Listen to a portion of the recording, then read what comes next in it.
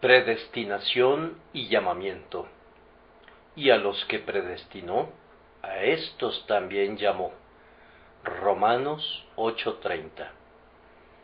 El gran libro de los decretos de Dios está sellado herméticamente para la curiosidad del hombre.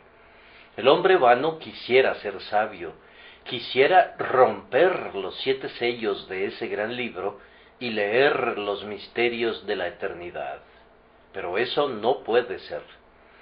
No ha llegado todavía el tiempo para que el libro sea abierto, y aún entonces los sellos no habrán de ser desatados por mano mortal, sino que se dirá: el león de la tribu de Judá, la raíz de David, ha vencido para abrir el libro y desatar sus 7 sellos. Eterno Padre, ¿quién habrá de atisbar en tu secreta voluntad? Nadie sino el Cordero tomará el libro y abrirá cada sello. Nadie sino Él podrá desplegar ese registro sagrado y leerlo ante el mundo que habrá sido congregado. Entonces, ¿cómo podré saber si he sido predestinado por Dios para la vida eterna o no? Es una pregunta en la que están en juego mis intereses eternos. Pertenezco a ese desdichado número de personas a las que se dejará para que vivan en pecado y cosechen la debida recompensa de su iniquidad, o pertenezco a esa buena compañía de seres que, aunque han pecado, serán lavados en la sangre de Cristo y recorrerán vestidos de blanco las calles de oro del paraíso. Mi corazón no puede descansar mientras esa pregunta no reciba una respuesta, pues siento una intensa ansiedad al respecto. Me preocupa infinitamente más mi destino eterno que todos los asuntos temporales. Videntes y profetas, si ustedes lo saben, díganmelo, o díganme si mi nombre está registrado en ese libro de la vida. ¿Soy yo uno de aquellos que están ordenados para vida eterna?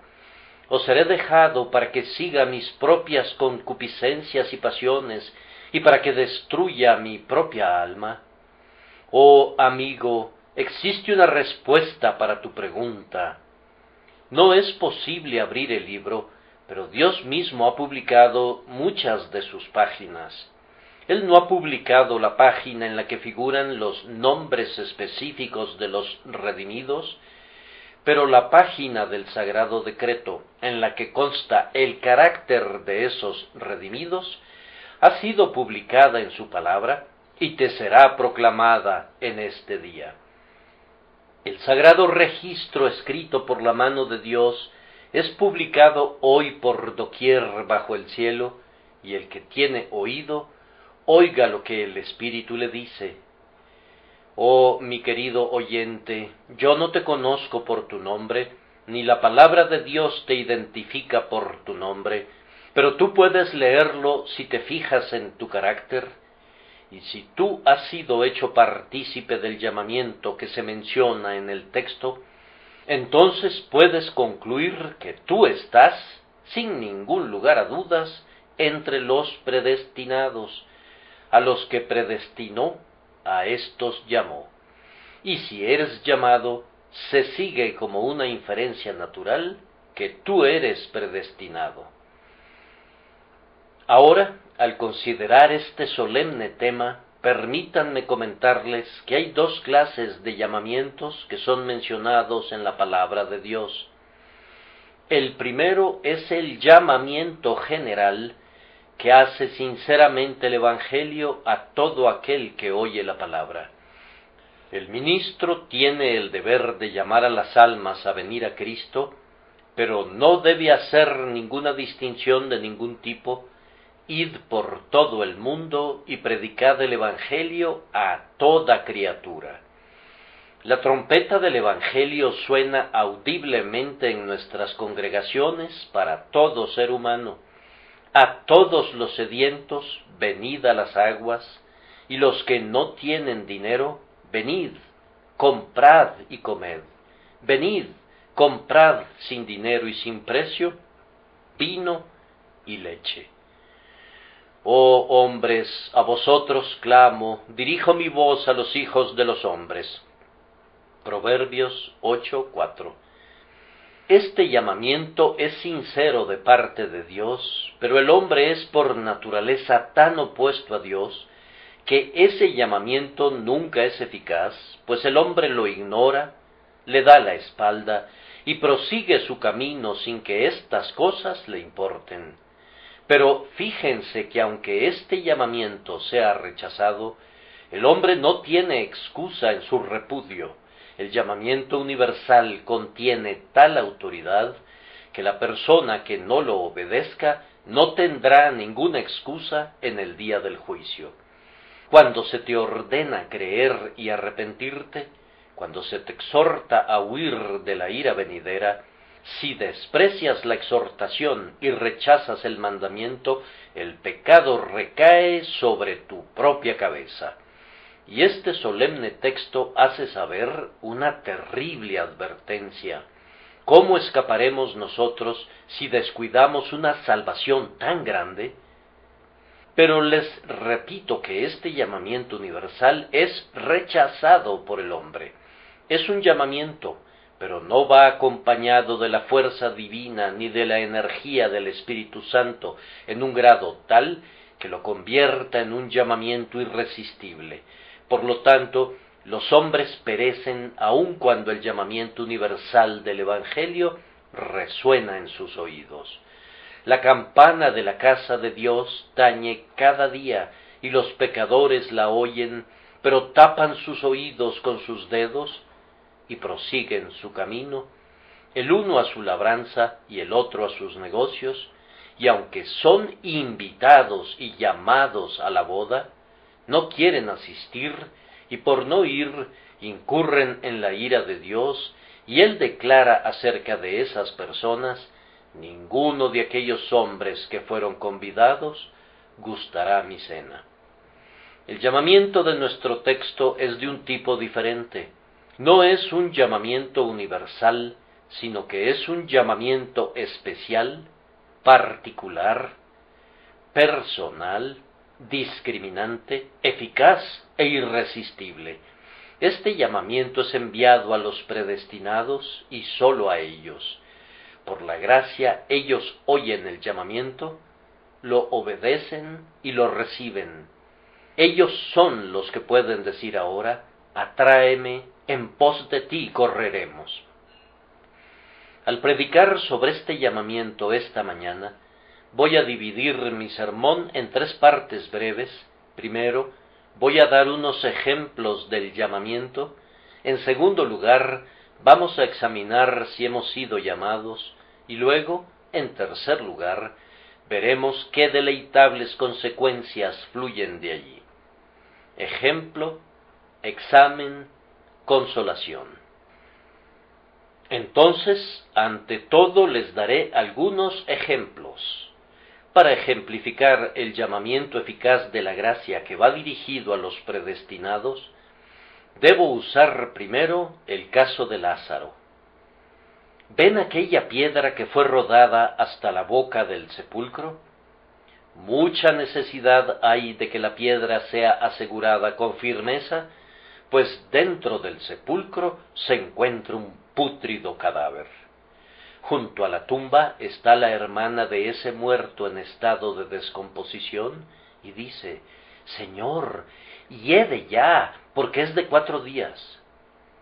Esa es la voz de la razón y de la naturaleza.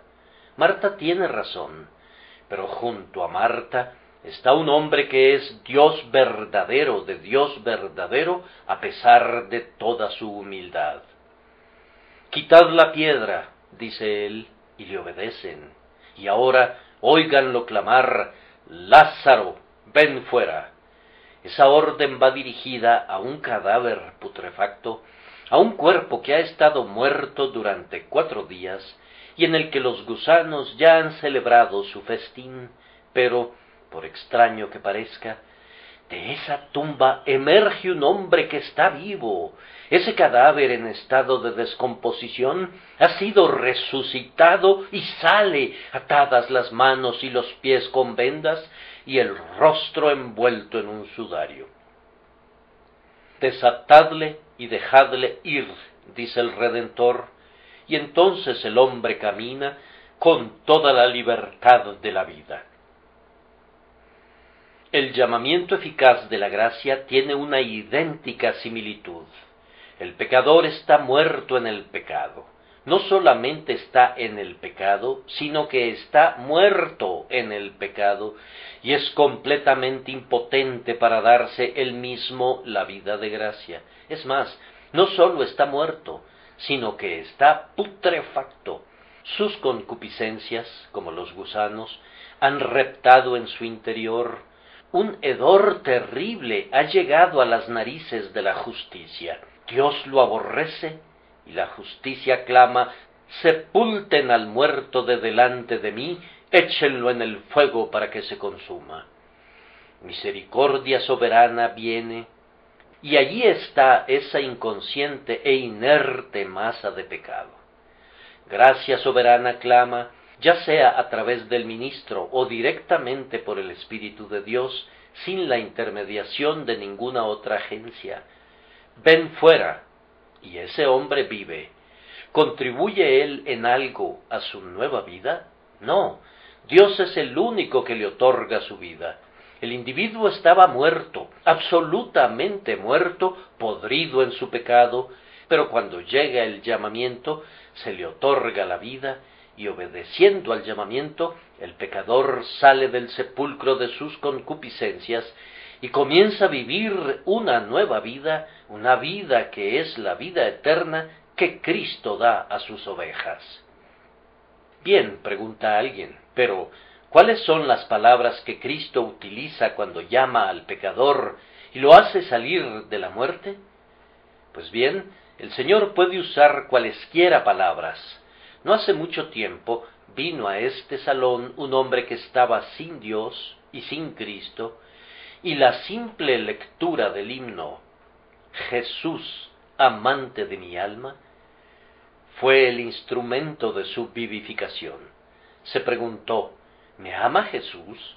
Entonces tengo que amarlo, y fue resucitado en esa misma hora. Las palabras que emplea Jesús son diversas en diferentes casos.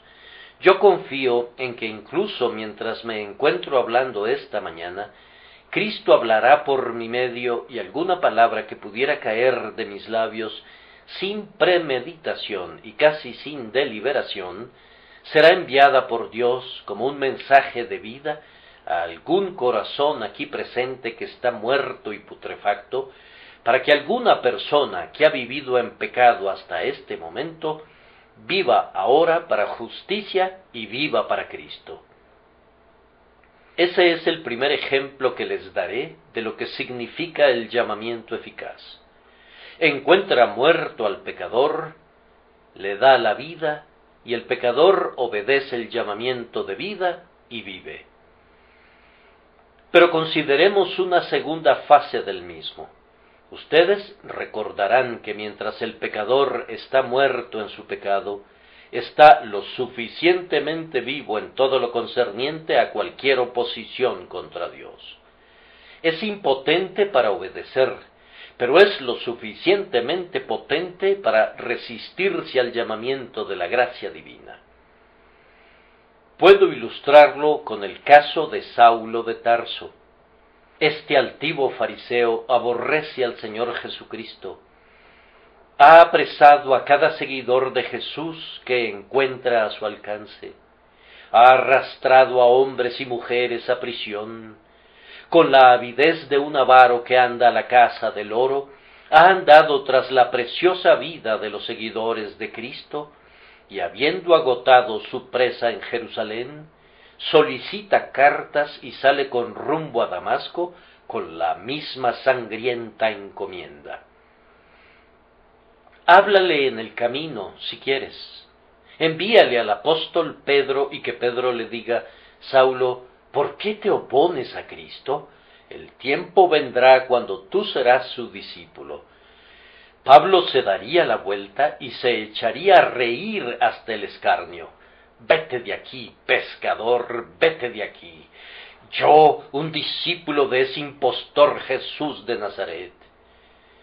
Mira, esta es mi confesión de fe. Voy a arrojar en prisión a tus hermanos y a tus hermanas, y voy a golpearlos en la sinagoga, y voy a obligarlos a blasfemar, y voy a cazarlos hasta la muerte, pues respiro amenazas, y mi corazón es como un fuego en contra de Cristo.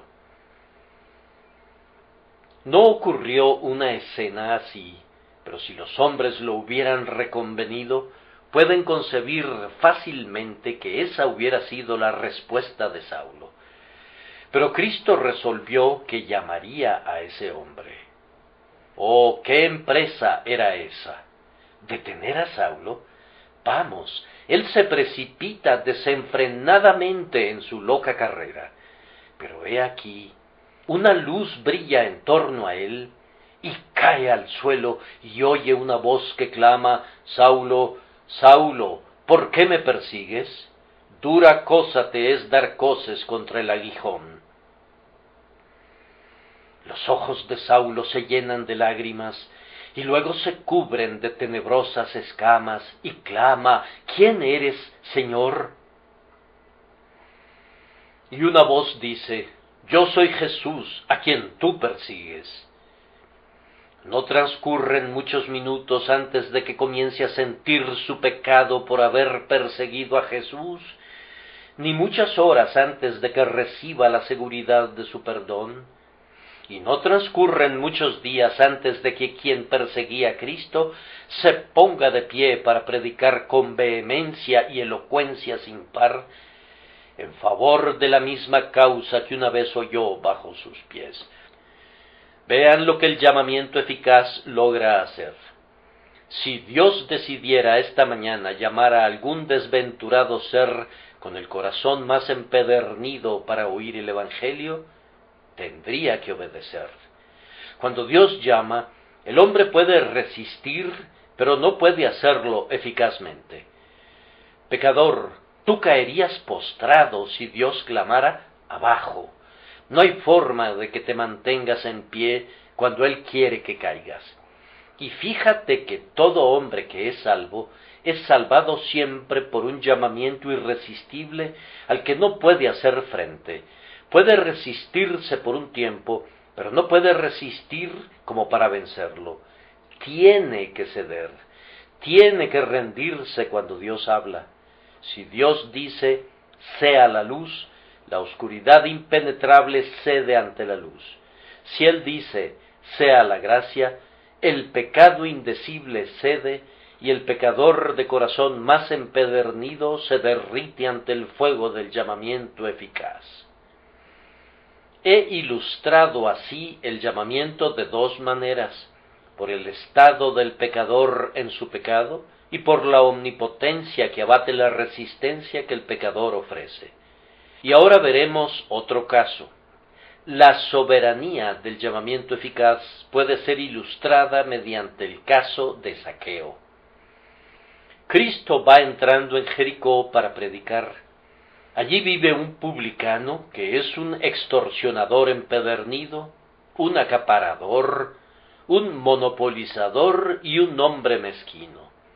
Jesucristo va entrando para llamar a alguien, pues escrito está que tiene que posar en casa de un cierto varón. ¿Creerías que el hombre a quien Cristo tiene la intención de llamar es el peor habitante de Jericó, ese hombre extorsionador? Zaqueo es un hombre pequeño de estatura y no puede ver a Cristo, aunque tiene una gran curiosidad de contemplarlo. Así que corre delante de la multitud y se sube a un árbol sicómoro, y considerándose muy seguro en medio del denso follaje, espera con ávida expectación para ver a este hombre maravilloso que estaba trastornando el mundo. Poco imaginaba Zaqueo que iba a cambiarlo a él también. El Salvador va caminando y predicando y hablando con la gente hasta llegar al árbol sicómoro, y entonces, mirando hacia arriba, exclama: Zaqueo, date prisa, desciende, porque hoy es necesario que pose yo en tu casa. El disparo tuvo efecto, pues el pájaro cayó. Zaqueo descendió, invitó al Salvador a su casa y demostró que era realmente llamado, no meramente por la voz, sino por la gracia misma, pues dijo: He aquí, Señor, la mitad de mis bienes doy a los pobres, y si en algo he defraudado a alguno, se lo devuelvo cuadruplicado. Y Jesús dijo: Hoy ha venido la salvación a esta casa. Ahora, ¿por qué llamar a Zaqueo? Había en la ciudad muchos seres humanos mucho mejores que él. ¿Por qué llamarlo a él? Simplemente porque el llamamiento de Dios llega a pecadores indignos. No hay nada en el hombre que amerite este llamamiento. No hay nada en los mejores hombres que pudiera motivarlo. Pero Dios vivifica a quien quiere, y cuando envía ese llamamiento, aunque llegue a los más viles de los viles, descienden rápida y velozmente, descienden del árbol de su pecado y caen postrados en penitencia a los pies de Jesucristo. Pero ahora, para ilustrar los efectos de este llamamiento, les recordamos que Abraham es otro ejemplo notable del llamamiento eficaz. Pero Jehová había dicho a Abraham: Vete de tu tierra y de tu parentela y de la casa de tu padre, a la tierra que te mostraré. Y por la fe Abraham, siendo llamado, obedeció para salir al lugar que había de recibir como herencia, y salió sin saber a dónde iba. Ah, pobre Abraham, habría dicho el mundo, cuánta tribulación le costó su llamamiento. Él era lo suficientemente dichoso en el seno de la casa de su padre, pero la idolatría se deslizó en su interior, y cuando Dios llamó a Abraham, lo llamó solo a él, y lo bendijo sacándolo de Ur de los Caldeos, y le dijo: Sal, Abraham, y él salió, sin saber a dónde iba. Ahora, cuando el llamamiento eficaz llega a una casa y escoge a un hombre, ese varón se verá forzado a salir fuera del campamento llevando el vituperio de Cristo.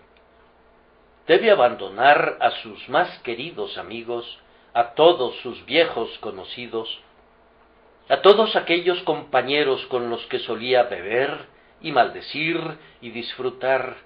Tiene que apartarse de todos ellos para seguir al Cordero por donde quiera que va. ¿Qué prueba enfrentó la fe de Abraham cuando tuvo que dejar todo lo que le era tan querido y salir sin saber a dónde iba? Y, sin embargo, Dios tenía una buena tierra para él y tenía la intención de bendecirlo grandemente. Varón, si eres llamado, si eres verdaderamente llamado, tendrás que salir, y tendrás que salir solo. Tal vez algunos de los miembros del pueblo profesante de Dios te dejarán. Tendrás que salir sin un solo amigo. Tal vez la propia Sara te abandone y pudieras ser un forastero en una tierra extraña, un errante solitario, como lo fueron todos tus padres. Ah, pero si fuera un llamamiento eficaz y si la salvación fuera su resultado, ¿qué importa que vayas solo al cielo? Es mejor ser un solitario peregrino con rumbo a la bienaventuranza que uno de los miles de pobladores del camino al infierno. Les daré otro ejemplo. Cuando el llamamiento eficaz llega a un hombre, al principio pudiera desconocer que se trata de un llamamiento eficaz. Ustedes recuerdan el caso de Samuel. El Señor llamó a Samuel, y él se levantó y fue a Elí, y le dijo: «Heme aquí, ¿para qué me llamaste?». Y Elí le dijo: «Yo no he llamado, vuelve y acuéstate». El Señor volvió a llamar, y dijo: «Samuel, Samuel». Y él volvió a levantarse, y vino a Elí, y dijo, heme aquí, ¿para qué me has llamado? Y fue entonces cuando Elí, y no Samuel, entendió por primera vez que el Señor había llamado al joven. Y cuando Samuel supo que se trataba del Señor, dijo, habla, porque tu siervo oye. Cuando la obra de gracia comienza en el corazón, la persona no siempre ve con claridad que se trata de la obra de Dios. Está impresionado por el ministro y tal vez está más bien ocupado con la impresión que con el agente de la impresión. Dice, yo no sé cómo ha sido, pero he sido llamado. Elí, el ministro, me ha llamado. Y tal vez acude a Elí para preguntarle qué quiere de él. Seguramente, dice él, el ministro me conocía y me dijo algo personalmente porque conocía mi caso. Y acude a Elí, y no es sino posteriormente, tal vez, que descubre que Elí no tuvo nada que ver con la impresión, sino que el Señor lo había llamado. Sé esto, creo que Dios obró en mi corazón durante años antes de que yo supiera algo acerca de él. Yo sabía que había una obra, sabía que oraba y clamaba y gemía pidiendo misericordia, pero no sabía que se trataba de la obra del Señor. Pensaba a medias que era mi propia obra. No supe sino hasta después, cuando fui conducido a conocer a Cristo como toda mi salvación y todo mi deseo, que el Señor había llamado al niño, pues esto no pudo haber sido el resultado de la naturaleza, sino que tuvo que haber sido el efecto de la gracia. Pienso que puedo decirles a quienes son principiantes en la vida divina, que en tanto que su llamamiento sea real, pueden tener la seguridad de que es divino. Si es un llamamiento que coincide con los comentarios que estoy a punto de ofrecerles en la segunda parte del discurso, aunque hubieran podido pensar que la mano de Dios no estaba en ello, tengan la seguridad de que sí está, pues la naturaleza no podría producir nunca el llamamiento eficaz. Si el llamamiento es eficaz, y ustedes son sacados y llevados a otro lugar, sacados del pecado y llevados a Cristo, sacados de la muerte y llevados a la vida, y sacados de la esclavitud y llevados a la libertad, entonces, aunque no puedan ver la mano de Dios en ello, allí está. He ejemplificado así el llamamiento eficaz, y ahora, a manera de examen, que cada quien se juzgue a sí mismo mediante ciertas características del llamamiento celestial que estoy a punto de mencionar. Si buscan en su Biblia, en 2 Timoteo 1:9, leerán estas palabras: quien nos salvó y llamó con llamamiento santo. Aquí está la primera piedra de toque con la que podemos probar nuestro llamamiento.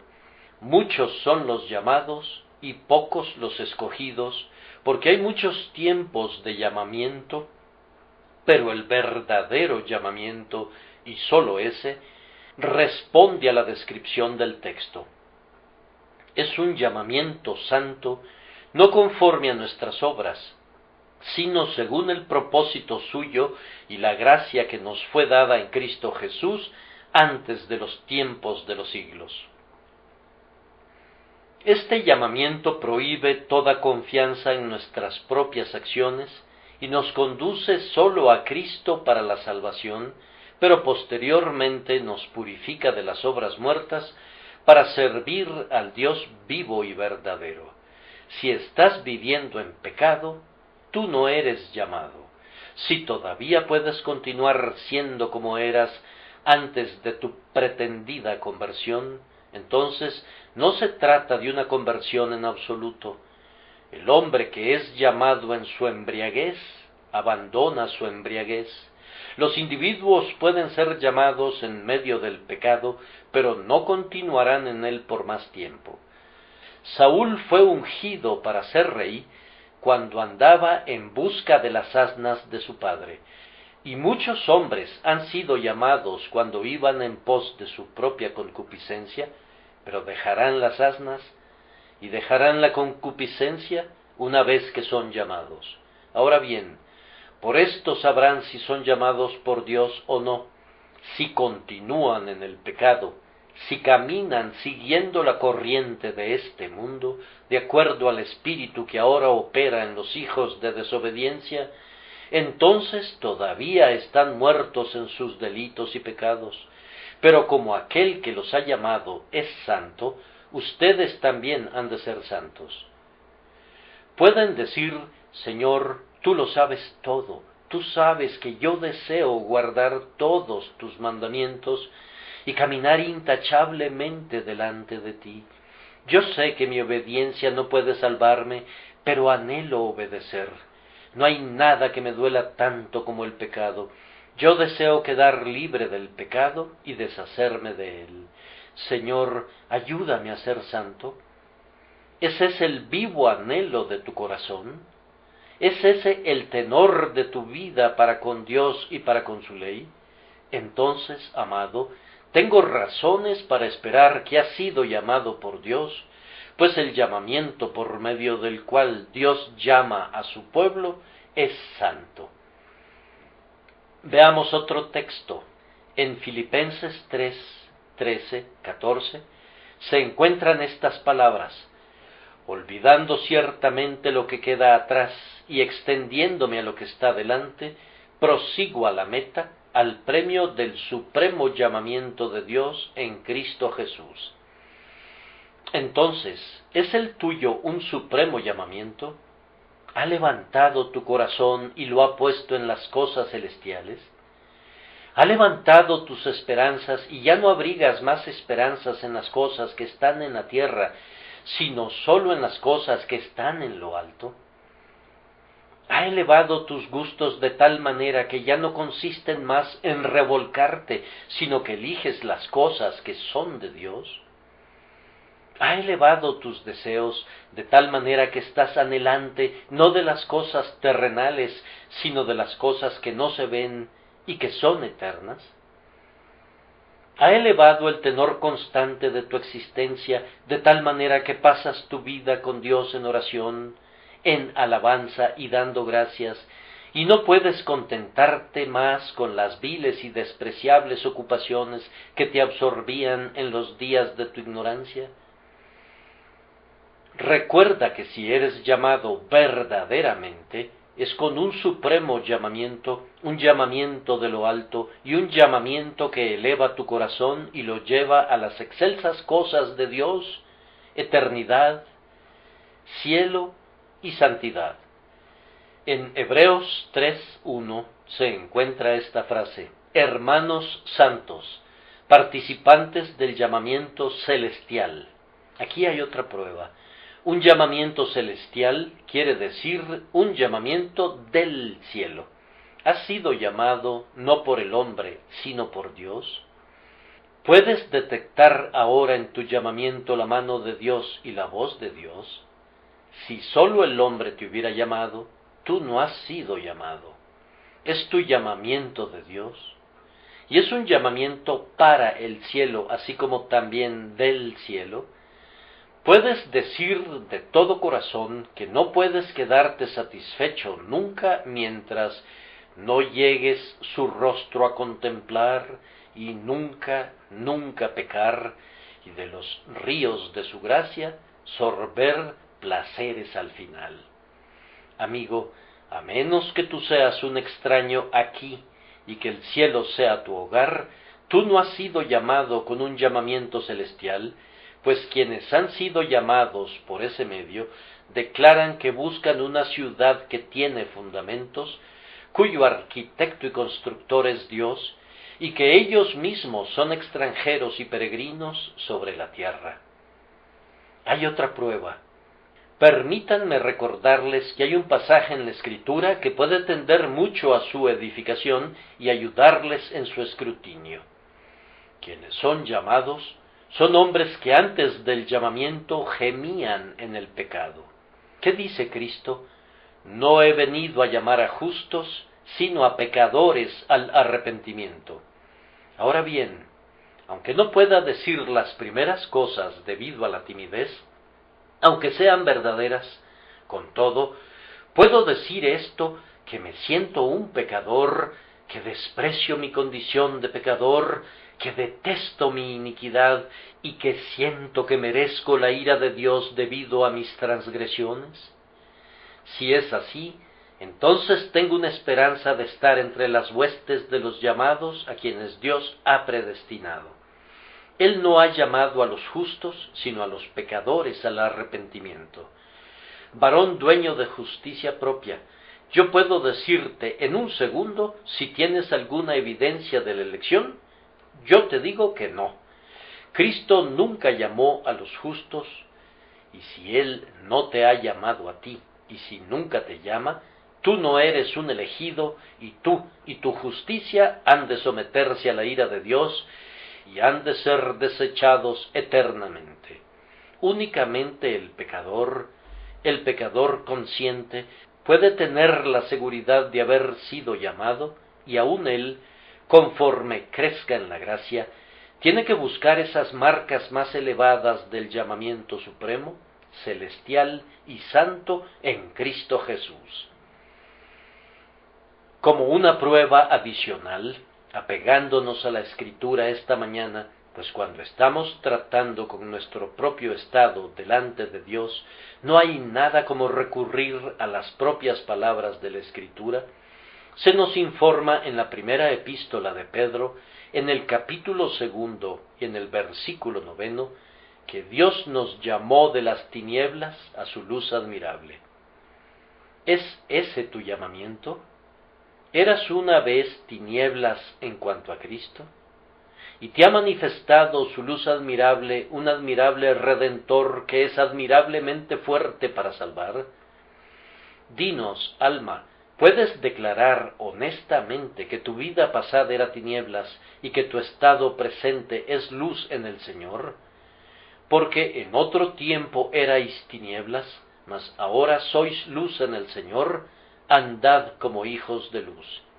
El que no mira a un pasado de tinieblas, ignorancia y pecado, y no puede decir que sabe más de lo que sabía, y que disfruta a veces de la luz del conocimiento y de la luz consoladora del rostro de Dios, no es llamado. Prosigamos. Otra prueba del llamamiento se encuentra en Gálatas, en el capítulo 5 y en el versículo 13. Vosotros, hermanos, a libertad fuisteis llamados. Permítanme que me haga otra vez esta pregunta.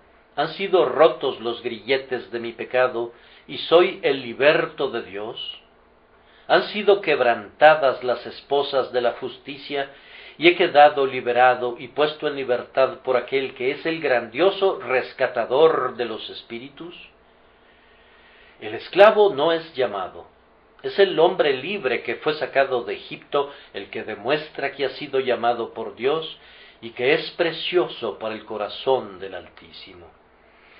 Y, adicionalmente, hay otro precioso medio de prueba en la Primera de Corintios, en el capítulo 1 y versículo 9. Fiel es Dios, por el cual fuisteis llamados a la comunión con su Hijo Jesucristo nuestro Señor. ¿Tengo comunión con Cristo?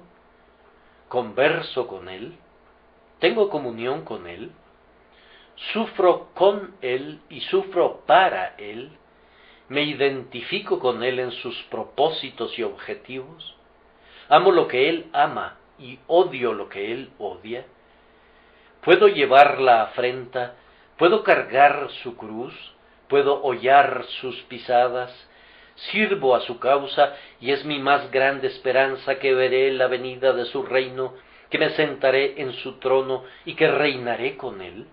Si es así, entonces soy llamado con un llamamiento eficaz, que es la obra de la gracia de Dios, y es la señal segura de mi predestinación. Permítanme decirles ahora, antes de que pase al siguiente punto, que es posible que un hombre sepa si Dios lo ha llamado o no, y que puede saberlo también más allá de toda duda. puede saberlo tan seguramente como si lo leyera con sus propios ojos. Es más, puede saberlo más seguramente que eso, pues si yo leo algo con mis ojos, incluso mis ojos podrían engañarme y el testimonio del sentido podría ser falso, pero el testimonio del Espíritu tiene que ser verdadero. Tenemos el testimonio del Espíritu en nuestro interior que da testimonio a nuestro espíritu de que somos hijos de Dios. Existe una tal cosa en la tierra como una seguridad infalible de nuestra elección. Una vez que el hombre la obtenga, ungirá su cabeza con aceite nuevo y se vestirá con el blanco ropaje de la alabanza y pondrá el cántico del ángel en su boca.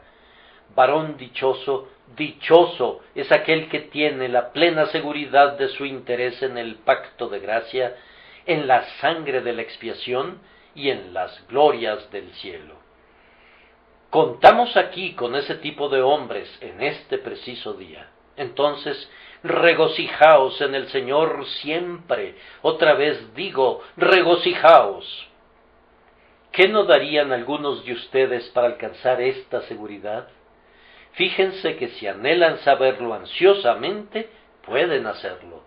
Si su corazón desea ardientemente leer su título libre de todo gravamen, lo hará en breve. Nadie deseó jamás tener a Cristo en el corazón con un deseo vivo y anhelante que no lo haya encontrado tarde o temprano. Si tú tienes un deseo, es porque Dios te lo ha dado. Si anhelas vivamente y clamas y gimes para tener a Cristo, aun eso es un don suyo. Bendícelo por ello. Dale las gracias por un poco de gracia y pídele más gracia. Él te ha dado esperanza, pídele fe. Y cuando te dé fe, pídele seguridad. Y cuando obtengas seguridad, pídele plena seguridad. Y cuando hayas obtenido la plena seguridad, pídele gozo. Y cuando tengas gozo, pídele la gloria misma, y Él seguramente te la otorgará a su debido tiempo. Ahora procedo a concluir con la consolación. ¿Hay algo aquí que pueda consolarme? Oh, sí, ríos de consolación fluyen de mi llamamiento, pues, primero, si soy llamado, entonces soy predestinado, no hay ninguna duda al respecto. El gran esquema de la salvación es como esas cadenas que vemos algunas veces en los transbordadores de caballos. Hay una cadena de este lado del río que está fijada a un aro o armella, y la misma cadena está fijada a una armella al otro lado, pero la mayor porción de la cadena queda en su mayor parte sumergida en el agua y no puede verse. Solo es visible cuando el bote se mueve y la cadena es arrastrada fuera del agua por la fuerza que impulsa al bote. Si hoy fuera yo capacitado a decir que soy llamado, entonces mi bote sería como el transbordador que va en medio de la corriente. Puedo ver esa parte de la cadena que es el llamamiento, pero bendito sea Dios porque está sujetada a la orilla que se llama elección, y yo puedo estar muy seguro de que está sujetada al otro lado, al glorioso fin de la glorificación. Si soy llamado, tuve que haber sido elegido, y no necesito dudar de eso. Dios nunca despertó el deseo en un hombre, llamándolo eficazmente por la gracia, a menos que hubiese escrito el nombre de ese hombre en el libro de la vida del Cordero. Oh, qué gloriosa doctrina es la de la elección, cuando un hombre puede verse elegido. Una de las razones por las que los hombres dan coces contra ella es porque tienen miedo que los dañe. Yo no he conocido a nadie todavía que tuviera una razón para creer que él mismo era elegido de Dios, pero que odiara la doctrina de la elección. Los hombres odian la elección tal como los ladrones odian las cerraduras de patente Chubb. Puesto que ellos mismos no pueden llegar al tesoro, entonces odian la cerradura que lo protege. Ahora bien, La elección encierra el precioso tesoro de las bendiciones del pacto de Dios para sus hijos, para pecadores penitentes, para pecadores que buscan. Pero los otros hombres no quieren arrepentirse, no quieren creer, no quieren seguir el camino de Dios, y luego refunfuñan y gruñen y se agitan y se irritan debido a que Dios ha puesto bajo llave el tesoro para que no accedan a él. Cuando una persona llega a creer que todo el tesoro que está guardado es suyo, entonces, entre más fuerte sea el pasador y más firme la cerradura, será mejor para él. Oh, cuán dulce es creer que nuestros nombres se encontraban en el corazón de Jehová y que estaban grabados en las manos de Jesús antes de que el universo existiera. ¿Acaso eso no ha de electrificar de gozo a un hombre y no lo hará danzar de júbilo? Elegidos por Dios antes de que el tiempo existiera. Vamos, calumniadores, vituperen cuanto les plazca. Vamos, mundo alzado en armas, cataratas de problemas, desciendan ustedes si así lo quieren, y ustedes, correntadas de aflicción, fluyan si así les fuere ordenado, pues Dios ha escrito mi nombre en el libro de la vida.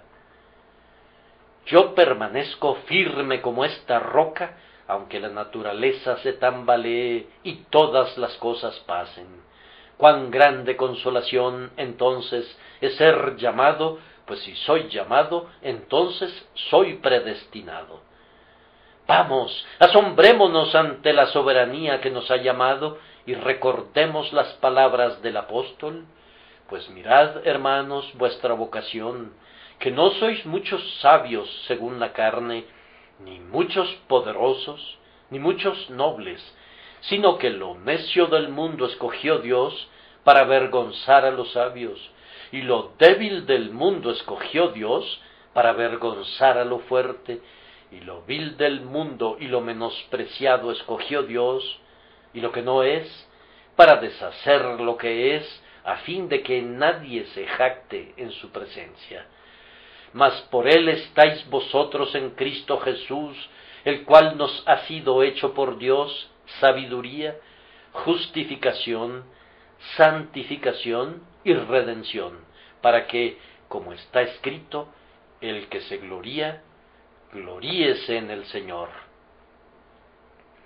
Una segunda consolación es extraída de la grandiosa verdad de que si un hombre es llamado, ciertamente será salvado al final. Para demostrar eso, sin embargo, los voy a referir a las expresas palabras de la Escritura, Romanos 11:29. Irrevocables son los dones y el llamamiento de Dios. Él nunca se arrepiente de lo que da, ni de lo que llama. Y esto es probado, en verdad, por el mismo capítulo del cual hemos tomado nuestro texto. A los que predestinó, a éstos también llamó, y a los que llamó, a éstos también justificó, y a los que justificó, a éstos también glorificó, a cada uno de ellos. Ahora, creyente, tú pudieras ser muy pobre y estar muy enfermo y ser muy desconocido y despreciado, pero siéntate y revisa tu llamamiento esta mañana y las consecuencias que emanan de él. Tan cierto como eres hoy un hijo llamado por Dios, tu pobreza llegará pronto a un fin y tú serás rico para todos los propósitos de la bienaventuranza. Espera un poco. Esa cabeza cansada llevará ceñida en breve una corona. Detente un poco. Esa mano callosa de labor empuñará pronto ramas de palmeras. Enjuga esa lágrima. Dios pronto enjugará tus lágrimas para siempre. Suprime ese suspiro. ¿Por qué suspirar cuando el cántico eterno está a punto de brotar de tus labios? Los portales del cielo permanecen muy abiertos para ti. Unas cuantas horas aladas tienen que batir sus alas. Unas cuantas olas más han de pasar sobre ti, y tú llegarás a salvo a la costa dorada. No digas, estaré perdido, seré echado fuera. Imposible. A quienes Él ama, jamás los abandona, sino que los ama hasta el fin. Si Él te ha llamado, nada podría separarte de su amor. El lobo del hambre no puede mordisquear el lazo, el fuego de la persecución no puede desatar el vínculo, el martillo del infierno no puede quebrar la cadena.